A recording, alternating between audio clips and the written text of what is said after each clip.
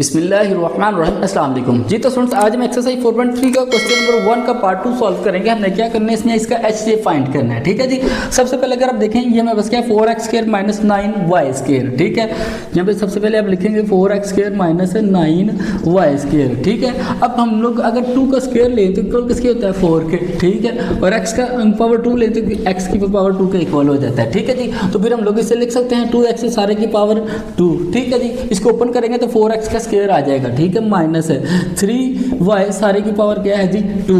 Open करेंगे तो 9y का स्क्वायर हो जाएगा। ठीक है जी, अब अगर गौर से देखें तो हमारे पास फार्मूला बन जाता है a² - b² इक्वल किसके होता है a + b into a - b के इक्वल हो जाता है। ठीक है, तो फिर हम लोग इसे इस शक्ल में लिख देंगे। a हमारे पास क्या है x2x + 3y। ठीक है जी, ये क्या हो जाएगा a + b, आगे a - b है तो 2x - 3y हो जाएगा। ये इसके क्या है जी 4x² - 9y के हमने फैक्टर निकाल लिए हैं। ठीक है, अब सेम लाइक यहाँ पे हमारे पास क्या है 2x² - 3xy क्या है 2x² - 3x एंड y। ठीक है जी, अब अगर आप यहाँ पे गौर से देखें तो इसमें दोनों में एक चीज़ कॉमन है, वो क्या है x दोनों में कॉमन है, यानी कि दोनों में x मौजूद है। तो फिर हम लोग x यहाँ से कॉमन ले लेंगे। पीछे मेरे पास क्या बच जाएगा 2x, एक x कॉमन आ गया तो पीछे एक x बच गया ना 2x।